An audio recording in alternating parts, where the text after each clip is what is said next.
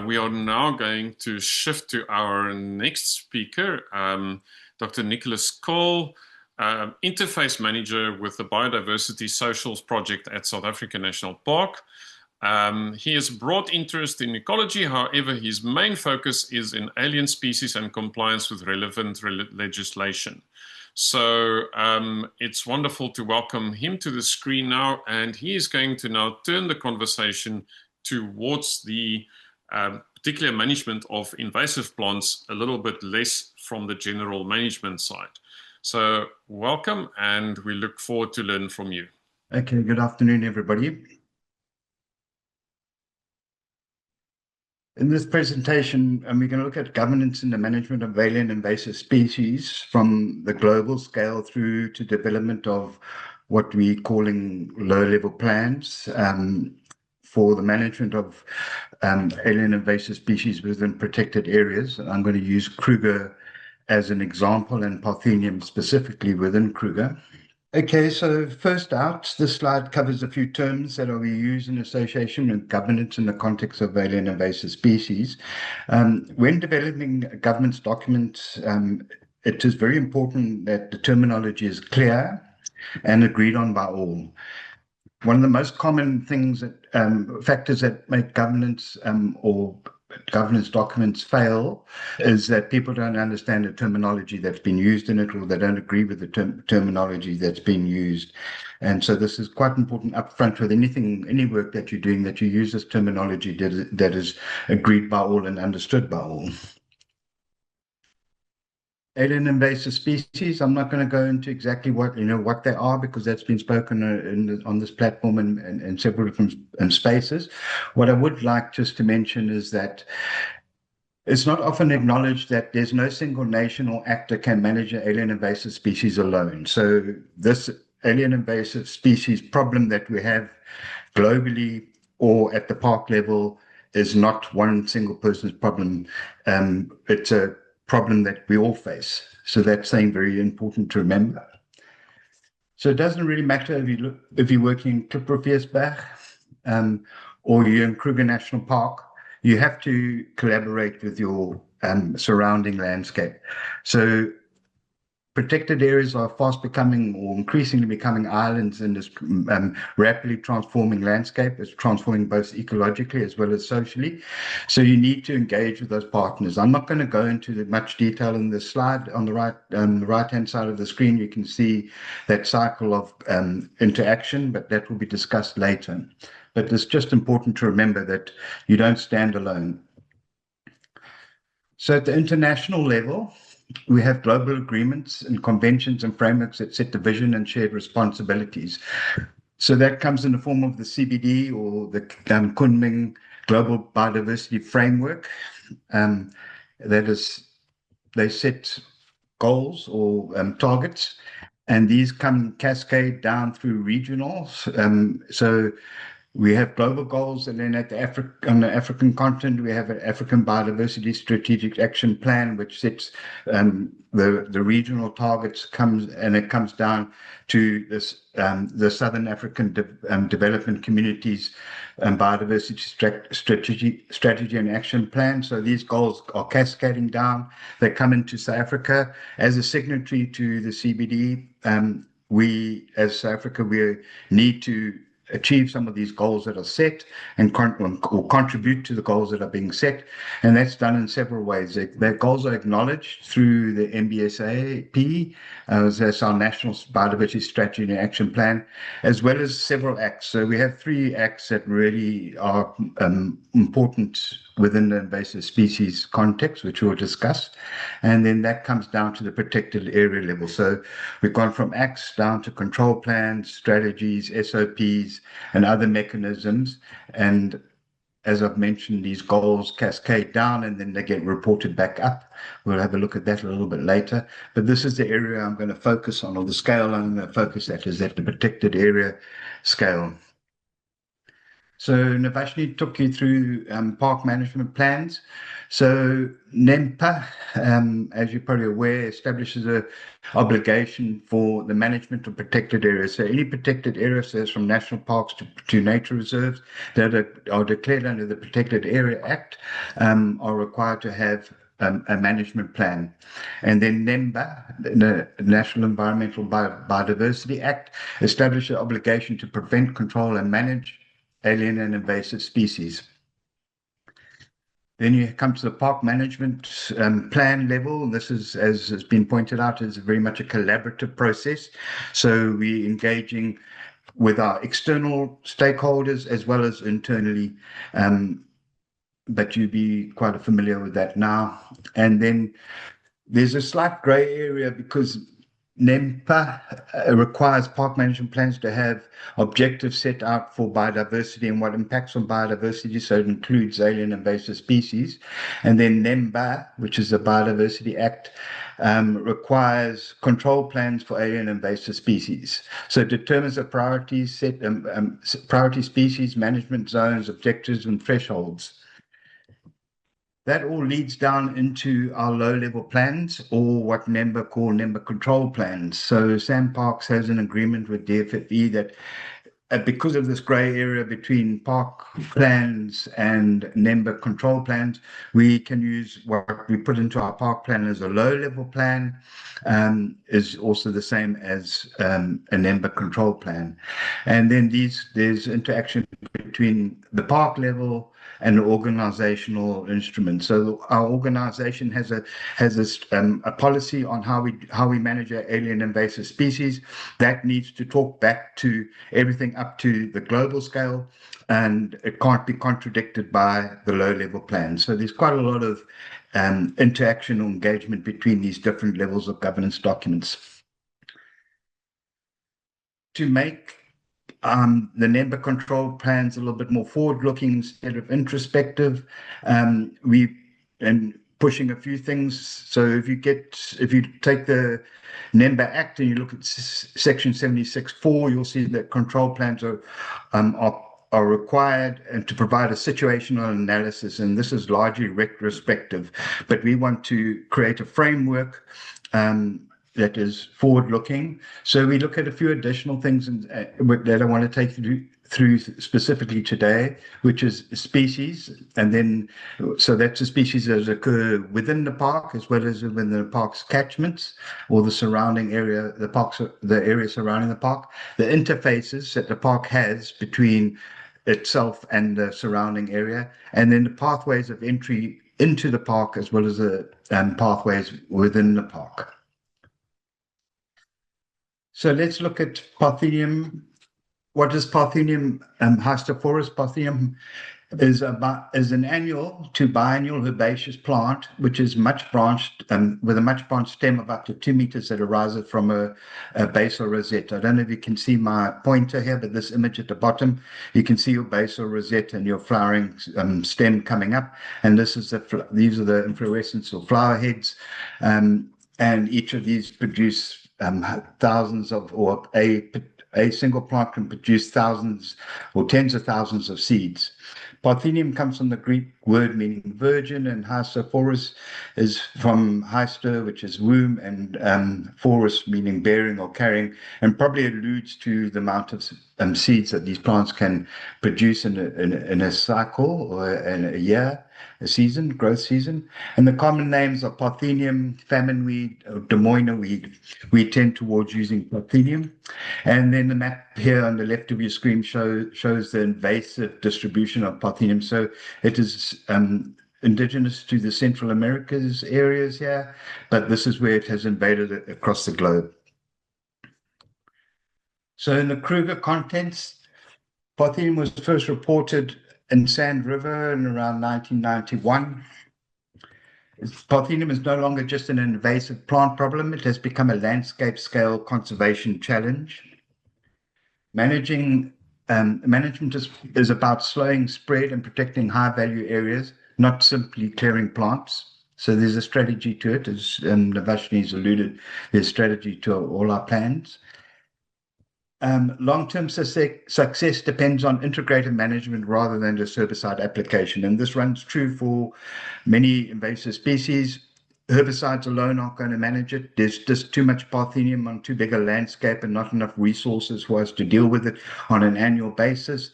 And so we're looking at biocontrol. So we're collaborating or partnering with biocontrol specialists, and they're developing biocontrol for Parthenium. We're trialing it, and hopefully that will become one of the arrows in our quiver against Parthenium. So as I mentioned, we look at species. So when we look at species, we are asking the question, which are the priority species to manage? So we do a risk analysis on alien species, or a RAS, and then that helps us to determine where the species occurs in the landscape, assesses invasiveness and potential for spread of that species, determines the management objectives and the best management practices, and then we can allocate it to a management category, and that will become evident shortly. So Parthenium shows all the characteristics of a true invasive alien species. So it tolerates disturbance or exploits disturbance. It tolerates droughts. It emerges rapidly after rainfall and grows very quickly. Its soil stored seeds can remain viable for over several years. It's incredibly adaptive to climate change. We're finding in Kruger that even in the warmer, drier months, Parthenium is still persisting. It's actually starting to persist throughout the year and is moving away from its preferred moister habitats into drier habitats. So it's adapting to climate variances and produces large volumes of seeds that are stored in the soil, and these seeds have a high viability rate and have rapid germination. So therefore we put Parthenium under species-specific programs. So this means that we have a program to manage Parthenium specifically within the sections of the park where it's occurring. So this map here shows you where Parthenium is occurring, and it's a heat map based on the nodes of intensive management and extrapolated out to potential Parthenium areas. So the yellow areas are very high Parthenium areas, and you'll see that on the outside of the park we have areas of Parthenium. The heat map hasn't really shown them how actually detrimental they can be to the park. They're not as red as they could be. Then within the park, along the Sabi River and the Sand River, we have a lot of Parthenium coming down into the Crocodile area. So this is the main core Parthenium here. If you looked at these areas in the Kruger National Park, these are the lower lying, slightly moister areas along the Lobamba Mountains, ideal for Parthenium. As you can see, those are some of the areas where there's red nodes. There's a reason why this is a higher intensity area, but we might get to that shortly. Then we look at interfaces. So as I mentioned to you, parks are increasingly becoming, or protected areas are increasingly becoming islands in this transformed landscape. So we ask ourselves, where does invasion pressure originate? So we look at the boundaries and what the land use on the other side of the boundary is. So we map and characterize these boundaries. So we go through a process of cutting up a boundary into certain sections and then identifying what is on the other side of the boundary and assessing the surrounding land use and the ecosystem conditions, identifying invasion pressure, identifying the risk areas. And this is all done to allow our park managers to better understand where they should be doing surveillance or monitoring and collaborating with landowners around us. If you consider the size of Kruger and the length of the boundary,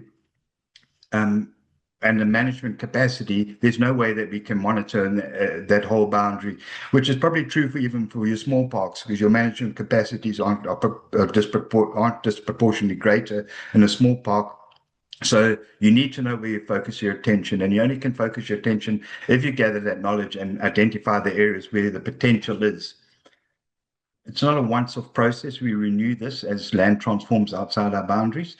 So I apologize for this slightly chaotic map, but it's does sort of show you the amount of land that has been transformed around Kruger. So this is Kruger National Park in the green. These brown areas here are private nature reserves on the boundaries of Kruger. And then the red areas and the yellow areas are highly transformed areas. The yellow are mainly urbanized, the red are agricultural or other transformations such as forestry and so forth. And the dark green areas that you see here are more natural. And these lighter green areas here are transformed land as well. So it could be naturally, or could be overutilized savannas, or as we have in this area, have a lot of sugarcane farming. So we understand what is sitting on our boundary, because what sits on our boundary is important because it comes across our boundary, and we need to be able to address it at that stage. Then we look at pathways. So pathways are the routes which the invasive species prodigals or how the invasive species can get into your park. And they vary quite a lot, but you can identify your different pathways. So the question is, how do the species get into the protected area? So you identify the introduction pathways and introduction and spread pathways. You assess the likelihood of those pathways actually having spread of specific species. So not all species spread in the same manner. So with Parthenium, we know that it's how it's spreading. And so we look at pathways that would facilitate that sort of spread, identify them, rank them for the risk, and then we identify points along the pathway where pathways can be interrupted. So we identify, if you work in this area, you're probably going to catch a lot of species, a lot of the plants moving in, and so it's a good area to work. And then this is informed, helps us do informed surveillance and biosecurity actions. This map shows Kruger. It's river network, it's road networks, the roads outside, the tracks inside, as well as these little pink dots, which you might pick up or not, which are the tourist facilities, which are also a pathway of entry. So you can see it's chaos in Kruger. There's lots of pathways that can facilitate the movement of these invasive species. Importantly, from the outside, where rivers run through highly invaded areas, and then inside is also important, and these management tracks and tourist routes around this part of the park where we have a high concentration of Parthenium also facilitate the movement of Parthenium. So pathways are, just to illustrate a little bit better, can be roads and road verges. So all these roads, there's different reasons why roads become pathways, but vehicles use them and then they drop off seeds that they're picked up further along. So you come in your car and you drive through a drift, you pick up mud, and that mud's got Parthenium seeds in it, and you deposit that mud as you drive up further up the road. That's one way of dispersal. And then we have rivers. So it's called hydrochory when a prodigal is transported down a river. Not all seeds are designed to be moved by water, but you'll find a lot of seeds just actually benefit from rivers growing through. And then the riparian areas are also important to understand, and those are pathways. So some of the vectors that move along the pathways. So on the left of the screen, you see a hippo, and hippos use the rivers during the day. They wallow in the mud, and they walk through these areas where there's this combination of water, mud, Parthenium, seeds in the mud, and then they move out across game paths, across the landscape in the evenings to go to what we call hippo lawns. They're great grazers. They're like little mowing or large lawnmowers. And then as they move between these areas, they're carrying Parthenium with them. And I put in the pigeons out of interest. This is bugweed, and pigeons, bugweed along rivers, riparian areas, there's your problem. So that's your pathway, that's your vector. You've got your pathways, your riparian area, and your pigeons are the vectors that are taking those seeds down across the landscape. So we've looked at species interfaces and pathways. We've got all that information. We understand where the species are, which are the high priority species, which are where we need to spend and pay specific attention. We've identified the interfaces around the park, where the pressures are from outside the park, or you can look at the interfaces in the park, where's the pressure in the park. And then we've looked at pathways, and we synthesize and integrate all this. Then we able to make decisions on how we should potentially manage the species based on those different characteristics or criteria that we have. So we have defined management zones, maybe not the best term in the world because SANParks uses zones in a lot of senses. So we have identified management zones where what it means is in an area where a particular species is, this is what your management objective is.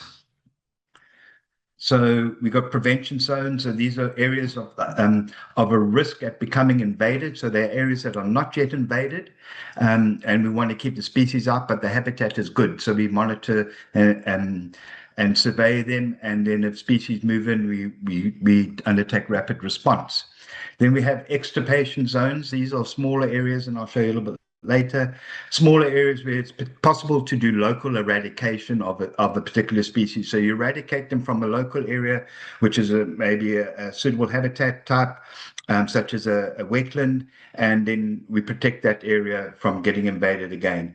Then we have a containment zone, and that is the core area of your infestation. And then we have our asset protection zones, and assets can be physical assets or ecological assets. So back to where Partheniums occur in Kruger, and we'll look at how we've zoned this area. So these first arrows indicate this is our containment zone. So we've drawn a boundary around where Parthenium occurs. So we try and draw physical boundaries or follow physical boundaries, which would be roads and rivers and ridge lines, so that we can easily come back to them and detect them. But it's not always possible. So sometimes we just use a linear distance. But that is the area that we've identified where we're going to contain the species, and we're going to suppress and reduce the propagular pressure in those areas, and then maybe potentially over time be able to eradicate it. Then we have our prevention zones. So I mentioned that to you, those are the areas where the species does not yet occur. There might be other alien species there, but you must remember that we're looking specifically at Parthenium.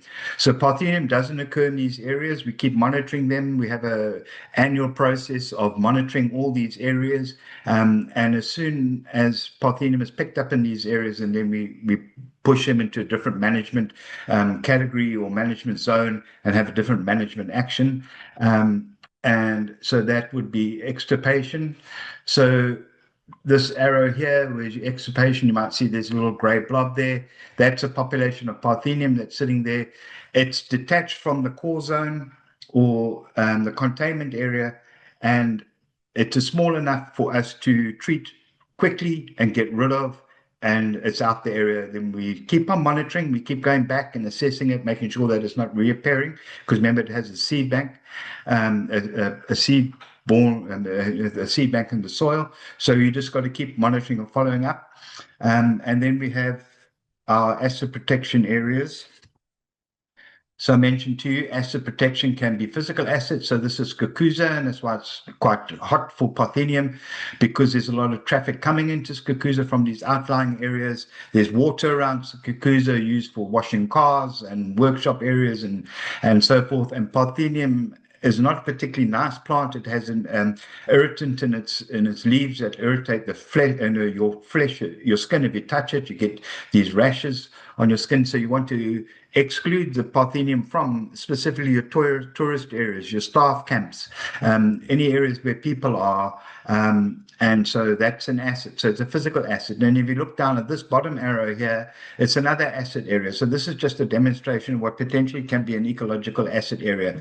So this stream here doesn't flow throughout the year, whereas a crocodile river is flowing through the year and is more susceptible to flooding. So as a crocodile river floods, it backwashes up these streams and pushes Parthenium up here. So these are what we call asset areas. So generally, Parthenium wouldn't occur there necessarily, but it's getting brought into the area by back flooding, and so that's an asset. We like those. That particular ecological habitat is quite important, and so we're going to make sure that Parthenium doesn't occur in that area. So to bring this all together, we're turning strategy into action. So we've looked at these different components of across the landscape with respect to invasive alien species, what your species are, your interfaces, your pathways. We've zoned it, and then we structure a low-level plan, and this plan bridges between strategy and action. So it sets priorities, it sets out roles and responsibilities, who's responsible for doing what and where, what timing it is. So when do we optimize our clearing for Parthenium? Parthenium relates to the rain, the summer rain. So as soon as the summer rain starts, we need to start working on it. Though, as I mentioned earlier, it is persisting throughout the year more, so it's adding different challenges to us from the management side. But you manage your Parthenium as soon as it starts growing, and before it sets seeds. So for any annual or any plant, once a plant has set seed, you sort of lost the battle. So with Parthenium being an annual, it theoretically dies back. So plants that are annuals and they set their seed, they theoretically die back. So there's actually no point in managing a Parthenium once seed has set. Once it's released as seed, it's going to die off. You don't need to add the herbicide to help it along. Then we can calculate the resources that are needed, not only the financial resources, there's also human resources needed to manage these projects. Then we put operational plans together. So we take this 5-year or 10-year plan that's split into 2 5-year, we do a 5-year review. But we've taken that and we break it down into your annual plan of operation, which is linked to what finances or resources you have available to do in a year, or where the critical areas are that you're going to work. And then once we start working that, we do the monitoring and reporting. I'm not going to go into implementation on the ground because I know that's going to be addressed shortly. So to sort of sum up this whole, and what I've been trying to get over to you is that at the global level, these goals are set. So we need to rehabilitate a certain amount of land. We need to control alien invasives across a certain amount of land. And that all cascades down through governance. And it comes down to our national strategies, our national acts. It comes into the SANParks governance and policies. It gets into the low-level plans, and then it gets implemented in the field. And I think this is where the critical thing, and I know with a lot of the project managers I work, they don't actually grasp this, and I think it's very important for you to really understand it, is that once you go into the field and you start implementing the plan that we put out, and you start managing the species, when we do that, if we do it strategically, we learn from what we're doing. So we're doing a strategic adaptive management, and then we report on this.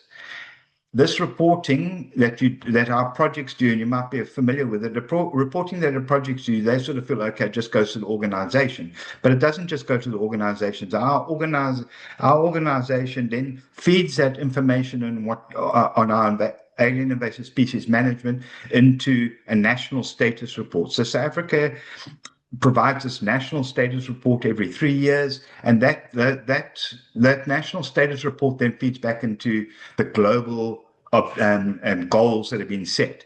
So what I try and impress upon you as practical managers, as a management in the field who are practically managing the alien invasive species, what you're doing is incredibly important. It's going back to a global level. It doesn't just stay within your park, doesn't just stay within your organization. It goes national, and then it goes international.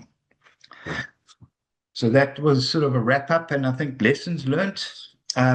Everything we do, we try and look at what we're doing, learn from it, and adapt. So as Navashni mentioned, strategic adaptive management, or as we call SAM, is incredibly important in South African national parks. So allowing priorities to evolve and making changes. So we need to allow our priorities, and we need to allow these things to evolve, and we need to make changes. But making those changes is not shifting the goalposts. Okay, so your ecological, ecological environment and your resources change, but your objective still needs to be to mitigate the risk of that invasive alien species. So you don't change that. You just adapt the way you're doing it. It might take you a little bit longer. You might be able to throw more resources at it. You do that. Direct management efforts where delivery has the greatest biodiversity benefits. Okay, so we employ people to do this work. We need to direct them to where we're getting the best benefits for the protected area. They're still getting their employment. Okay, so we need to direct it where we're going to have the greatest impact. Facilitate reviews. So we must always allow people to review our work, must do our own self-reviews, our self-assessments. As reviews are not excuses, the reviews are exercises and they're not shifting the goalpost, but keeping ahead of the curve. So we know what our challenges are coming up, but we need to still achieve our goals. So we want to keep ahead of that curve. Monitor effectiveness of control and adapt methodologies as required. So often you go out and you spray a species and then you forget about it and you don't go back there for a couple of years and you find it's actually just what your treatment method did nothing and it's just more aggressive than ever. So you need to apply a treatment and then you need to go back and assess it and then you need to learn what did we do wrong? Was it the wrong time of day we sprayed, wrong herbicide and so forth? Long-term effectiveness depends on consistency and implementation, sustaining gains and addressing key hotspots and emergence effectively. So where species are emerging, we want to deal with them. Where they're hotspots, we want to deal with them. And I think what is important to me here, project management seems to lose track of what it's doing from year to year, whether it's because project managers are changing or so forth and so on. So that's why in the low-level plan, we set specific goals and we keep aiming for those. And if we're inconsistent in applying our implementation or our management to it, then we're gonna lose. We're not going to achieve those goals. Plans will only be implemented effectively where all role players feel that they have ownership of those plans, and this is why collaboration is critical. So I have learned in the many years I've been doing this is that if you put a plan together and you do it on your own behind your own desk and you go out into the field and say, okay, we're going to do this. They're all going to look at you and say, but you never spoke to us about it because this isn't going to work because of that, and that's not going to work because of that. So this photograph here, okay, sorry, just before that, set realistic time-bound goals and measurables. So don't be unrealistic in what you want to achieve.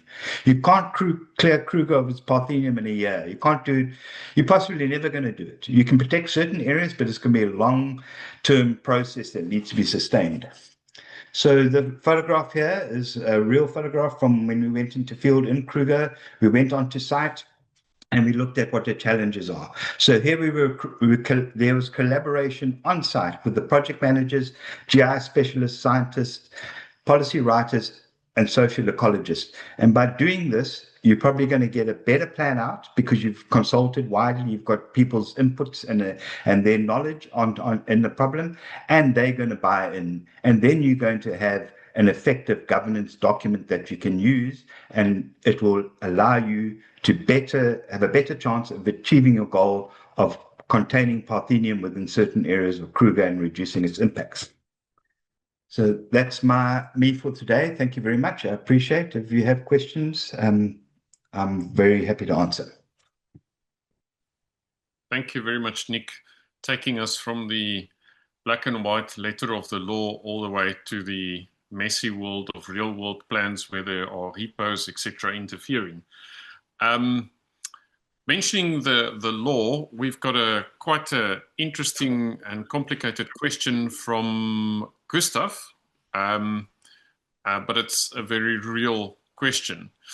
When does NEMBA override SARA? And SARA is, let me just quickly get to that so I can inform everybody on that. Where is that? The Conservation of Agricultural Resources Act. Okay. When does NEMBA override SARA in the control of that and in the control of invasive plants? Congress still hasn't been, I just can't think of the right technical word for it, but it hasn't been discontinued. So CARA still sits there. CARA is a Conservation of Agricultural Resources Act. It does have listed species, but it has a whole lot of other things in it. So the current NEMBA lists overwrite what, if you pick up the CARA legislation and you pick up that green book and you see what the species are listed in, then that goes back to the 1990s. NEMBA was updated in 22, if I recall correctly, or 20 with the listings, and those are the current lists. And they set out, so NEMBA has 4 categories. I think Kara had 3. NEMBA has 4. It has 1A, 1B, 2 and 3. 1A has to be managed. 1B, I put it in the notes so you can check up on it. 1B has to be under some sort of form of management. Category 2 needs to be permitted, and Category 3 has regulations against it. So it needs to be contained, needs to be managed, and in certain areas it has to be managed as a 1B species. So NEMBA oversees Kara in that sense, but there are components of Kara which NEMBA doesn't interact with. So NEMBA really is a Environmental Management Act, where Kara is the Agricultural Resources Act. I don't know if that clear helps the question, answer the question. Thank you, Nick. I think for some of the students, this might seem overwhelming at the moment, but the principle is just be aware of legislation. You are going to run into it. If you are in another country, you're also going to run into it. We've already facilitated a workshop for the East African context, and there was similar legislation there, though different, because they have concepts such as community reserves that we don't really have in South Africa as much. So just be aware of your local context and your local legislation wherever you are. It does govern this space in more detail than you might imagine. I see there is a question from Benedict Mdaka. Benedict, you're welcome to unmute. No, it's not a question. It was just an addition to the question with regard to high agricultural value soils in line with Kara and NEMBA. The high agricultural value soils are regulated under PIDALA, the Preservation and Development of Agricultural Land Act 39 of 2024. So the regulations are still pending for gazetting. So that doesn't fall within Kara, and Kara is still standing as a legislation, is still being implemented, and it's effective. So there's no way that it's going to override. It's 100% right. Kara is still being implemented and is still effective, and it's an Agricultural Resources Act, whereas NEMBA is an ecological, it's an environmental act, and there's slight differences. So you can't say I'm throwing Kara out the window, but for the invasive species side of it, NEMBA is regulating your invasive species. Yes, both NEMBA and Kara, they regulate alien invasive species, just that the categorization is different. NEMBA, their listing are somehow different from the Kara listing. Yeah, so my understanding is that NEMBA is supersedes the Kara list. Not at all. And so NEMBA actually has a wider list than Kara had. NEMBA cut across everything. NEMBA cut across everything, while Kara only deals with plant species. But with NEMBA, it includes your invertebrates, vertebrates, and mammals and stuff. Yes. So Kara is only limited to alien invasive plants. That's correct. Yeah. Thank you. Wonderful. Benedict, thank you. If you can maybe in your chat let us know where you are joining us from. If maybe I missed it, maybe you've done it already. It would be great to know where and from which organization you are joining, so we can maybe bring you in again. I'm joining from the Department of Agriculture in South Africa. I joined with you last time, John. Yes, I remember your name. So that's thank you very much. Great to see you again. Nick, Dr. Cheryl Ogilvie from TUT, she's also very involved with Ndumu Game Reserve in KwaZulu-Natal. She's putting you a bit on the spot. I don't know if you want to comment on biocontrol for Parthenium.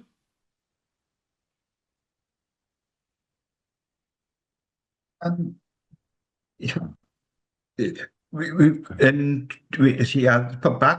for Parthenium, There is some success in biocontrol. We're struggling a little bit in certain areas. What I think we're finding is that, especially with the rust fungus, and that it needs time to establish. So that's always one of your challenges with biocontrol. I find. So managers don't specifically like biocontrol because it's a very slow process.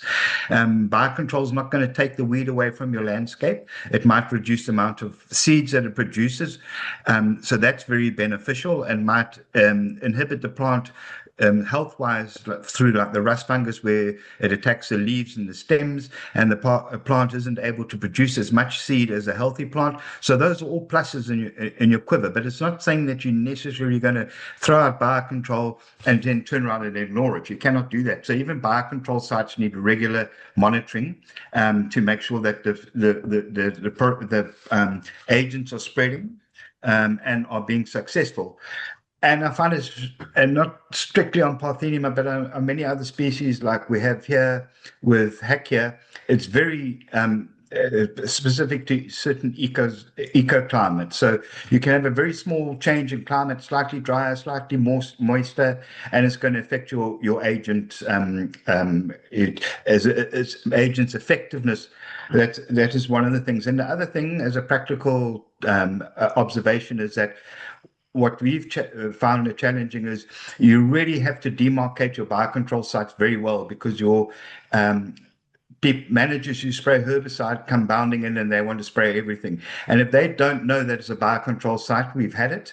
It's happened, and it will happen, and will happen again.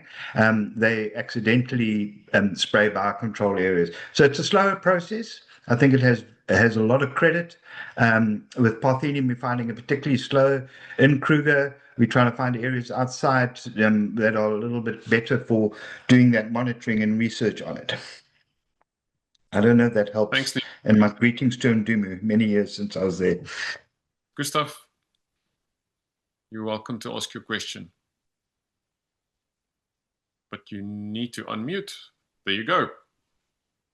Thank you. Yeah, just to add, to support what Benedict said from Department of Agriculture. So even within protected areas, if a species is not listed under NEMBA, but it's listed under CORA, then it still needs to be controlled, even though everyone assumes it's not under NEMBA, and it now no longer, but that's not true, as she said. So I just wanted to support what she's saying. So that's why I asked the question. So I've seen a lot of people, even in major reserves, they refer to NEMBA, which is not correct. They need to refer both conjunction, because there's species listed in and vice versa.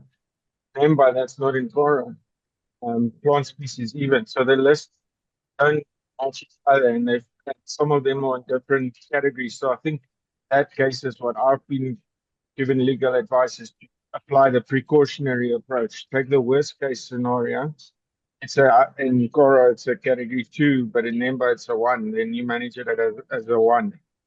So you apply the precautionary approach. And the law is written, NEMA is written in that way, based on precautionary approach.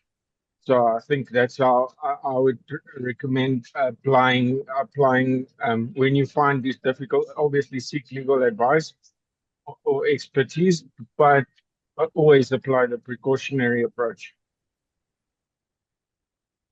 Thanks, Gustav. Much appreciated. Question from Stanley. Can Parthenium be eliminated, or is management the only viable approach? And are there any potential existing socioeconomic benefits from Parthenium? Stanley, no, there's no socioeconomic benefits from Parthenium. Parthenium displaces cattle.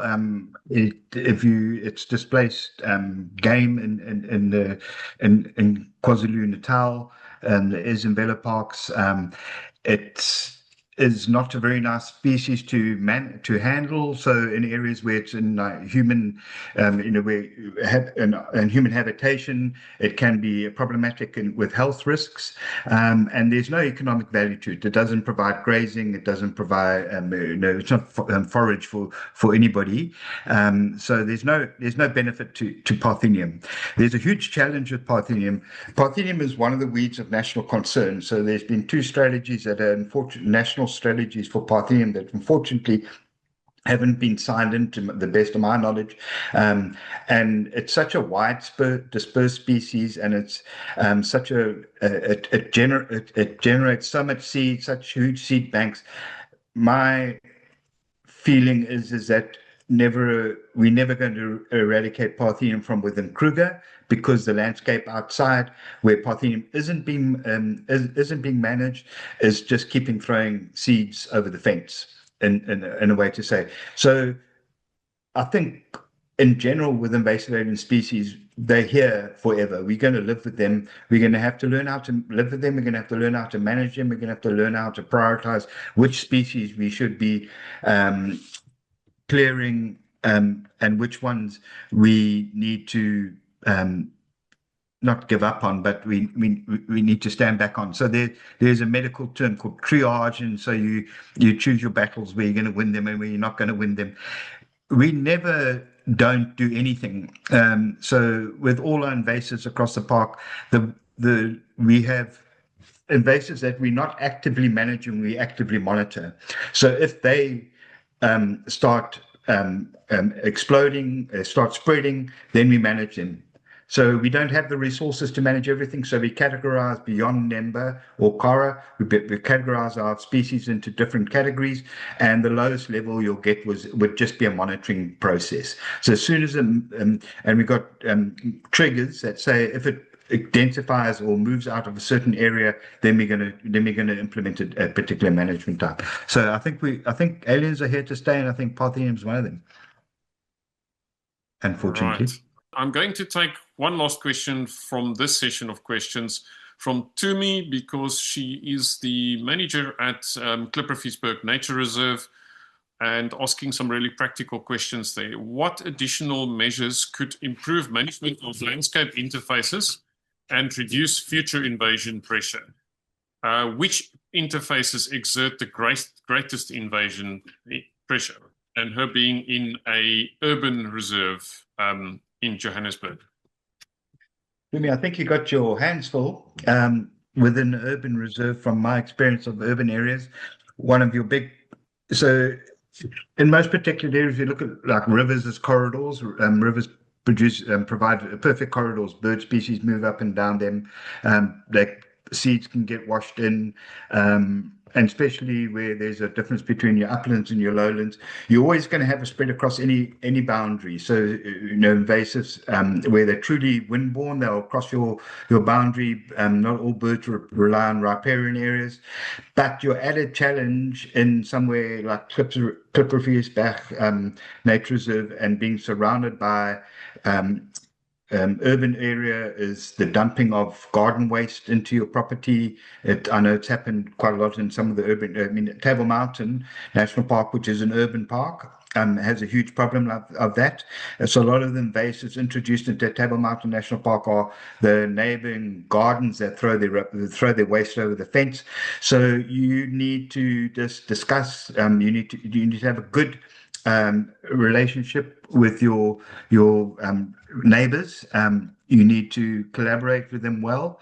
And then possibly your last resort, but it works, is you must remember that NEMBA is for you and against you. So whatever pollutants are coming over your fence, if people aren't addressing them, you can contact your DFFE, and they come out, inspectors come out and will speak to them. And if the species falls under NEMBA regulation, they can be compelled to manage them. So there are these mechanisms. Just don't make too many enemies, and accept that you're going to have to be very vigilant and continually managing your species, because it's not just your neighbors, it's also your pigeons on your bugweed. I don't know if that helps, Simeon. Thank you so much, Nick. You took us all the way from the international commitments to the pigeons. So, yeah, really thank you for that.